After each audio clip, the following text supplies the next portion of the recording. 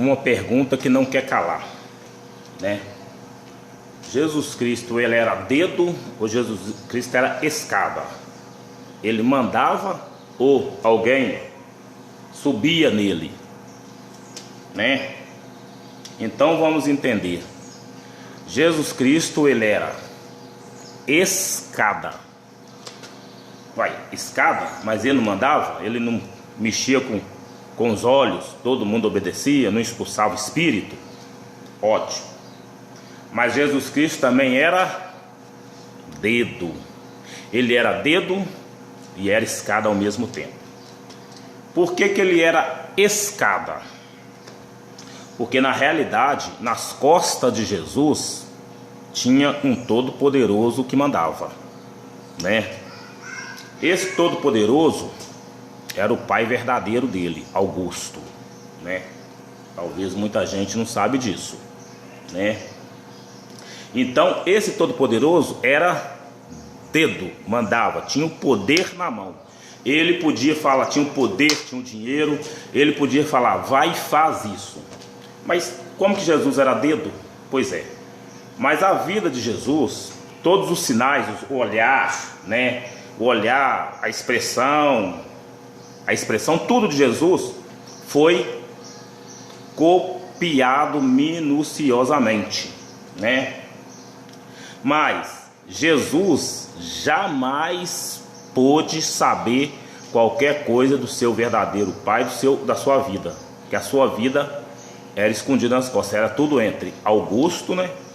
Que era uma pessoa poderosa dentro do Império Romano, e Maria, né? Então o que acontecia? Em volta de Jesus tinha muita gente o tempo todo olhando, seguindo e vendo tudo que Jesus fazia.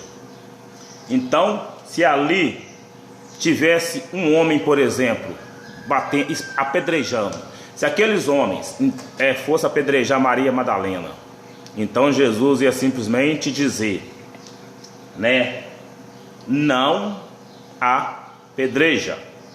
Ia fazer esse sinal aqui para ele, ó. Ou seja, se apedrejar, vão morrer. Mas digamos que eles insistissem e ia lá e apedrejaria, né, Maria Madalena, né? Então o que ia acontecer? Muita gente ali ia chegar esse olhar até Augusto César, e muitas das vezes Augusto mandava, né, cumprir aquela ação de Jesus. Estando Augusto César no trono, jamais alguém desconfiaria dele, porque ele não poderia agir diretamente, mas ele poderia agir por tabela, né? Ou seja, Jesus era escada de Augusto, tudo dentro de um mistério, tudo dentro de um segredo, tudo dentro de um segredo. Então Jesus, ele era dedo, porque tudo que ele falava, o alto obedecia, né? Mas por que obedecia a ele? Porque ele foi criado totalmente separado, ele foi separado. A sua criação teve uma cultura totalmente separada do Império Romano, das leis romanas, né? Então ele não era contaminado. Então o poder lá do alto, né, que era o poder romano, confiava plenamente nele, né? E como queria mudar a lei romana, que é a lei de Moisés, que ela estava sendo muito, né, rigorosa, então ali tinha que ser implicada a lei de Jesus. E essa lei de Jesus, ela teve o suporte do próprio Império Romano. Mas por que do próprio Império Romano, se o Império Romano era contra as coisas que Jesus fazia?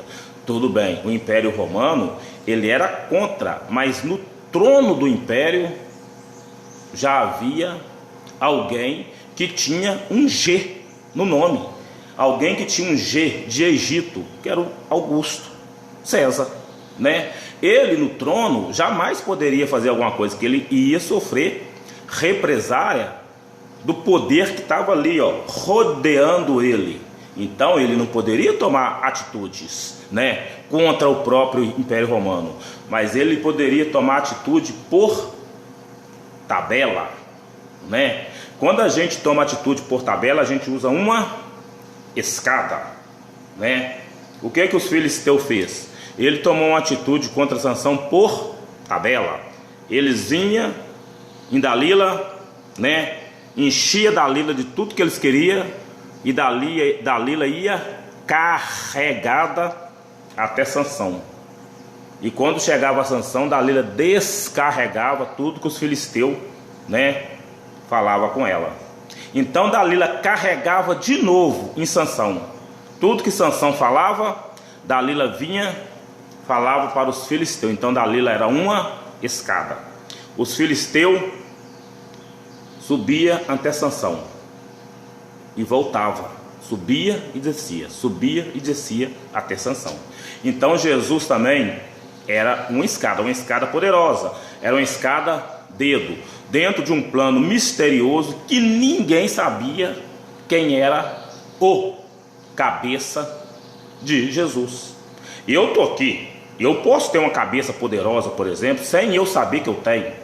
Então a diferença do dedo que sabe que é dedo e do dedo que não sabe que é dedo é essa, porque as atitudes de uma pessoa que não sabe que é dedo está ali gravada, copiada, e todo mundo está usando os sinais dessa pessoa sem ele saber de nada.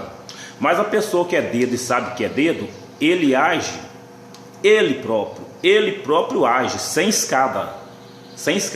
Então Augusto César, ele agiu por tabela. Ele usou Jesus, né, para imprimir, para expor todo o seu ideal contra o próprio Império Romano, que ele estava no trono, do qual ele ocupava o trono, né?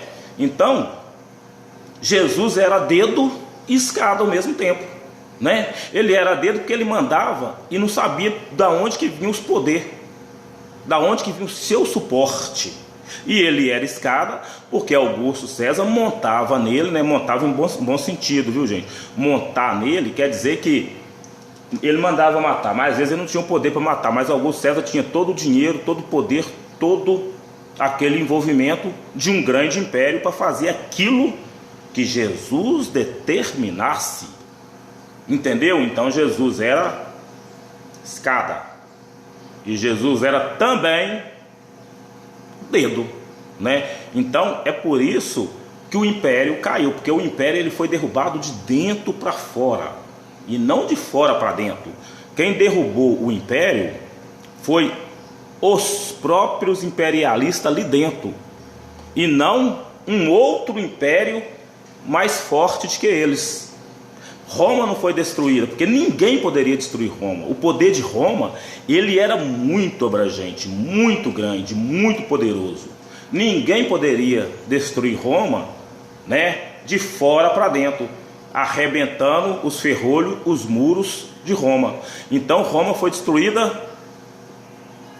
de dentro para fora, né, do alto. Quem destruiu Roma estava sentado no trono do maior, do mais alto lugar, né, de Roma, né? É a mesma coisa do Barack Obama falar assim: eu vou destruir os Estados Unidos, e destruir os Estados Unidos de dentro para fora. É a mesma coisa da presidente Dilma falar assim: eu vou destruir o Brasil, e destruir o Brasil de dentro para fora.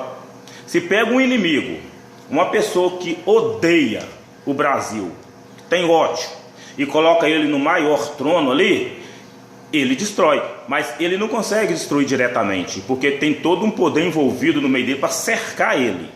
Mas ele consegue destruir por tabela, usando uma escada, né? Usando o poder oculto em uma escada, consegue destruir, né? Então isso é muito comum, viu, gente? A pessoa pegar o inimigo, né? Fazer o inimigo, pôr o inimigo no trono para destruir. O terrorismo, eles usam muito isso. Tem terrorista que ele é lecionado num país, naturalizado num país, faz curso, vira piloto de avião. Para quê? para destruir um avião. Olha para ver. Ou seja, é a mesma coisa. É um inimigo no trono. É um inimigo no trono do maior poder mandando em cima do trono. Então, essa coisa não é de mim, essa coisa é velha, isso é bíblico, essas coisas é bíblica, né? Você pegar um inimigo, você não consegue destruir o inimigo, você põe um inimigo dentro da casa dele, né? Os filisteus não podiam com Sansão, os filisteus não podiam destruir Sansão. Então, os filisteus pegou uma pessoa e colocou dentro da casa de Sansão para destruir Sansão. Davi não poderia destruir Golias de jeito algum, né? Mas a esposa de Davi, a esposa de Golias, poderia embebedar ele, golear ele, para que então Davi pudesse o destruir. Porque na realidade, gente, Golias já chegou na arena morto, tá? Ele já chegou derrubado. Quem destruiu Golias não foi Davi. Quem destruiu Golias foi aquilo que ele bebeu dentro da casa dele. Então ele já chegou, né? Então se Davi fizesse assim nele, destruía. Já viu que negócio? Eu acabo com você com um dedo. O cara tá ali, ó, bêbado, cambaleando. Você encosta o dedinho nele, ele cai, ó, destruiu com um dedo, né? Ou seja, é o poder do dedo. O poder do dedo é isso aí. É você embebedar alguém, é você deixar alguém bêbado, é você dar medicamento a alguém, é você dar um chá para a pessoa ficar logo. O chá de lírio, né, que é muito falado na Bíblia, o lírio dos campos, ele tem essa essência alucinógena. A pessoa se beber muito, a pessoa fica doido e tonto, né? O qual provavelmente foi o chá de lírios que Golias tomou, ficou grogue, tonto, alucinógeno, e Davi destruiu ele com um simples dedinho. Mas é isso aí, gente. Acho que eu ajudei em alguma coisa nesse vídeo.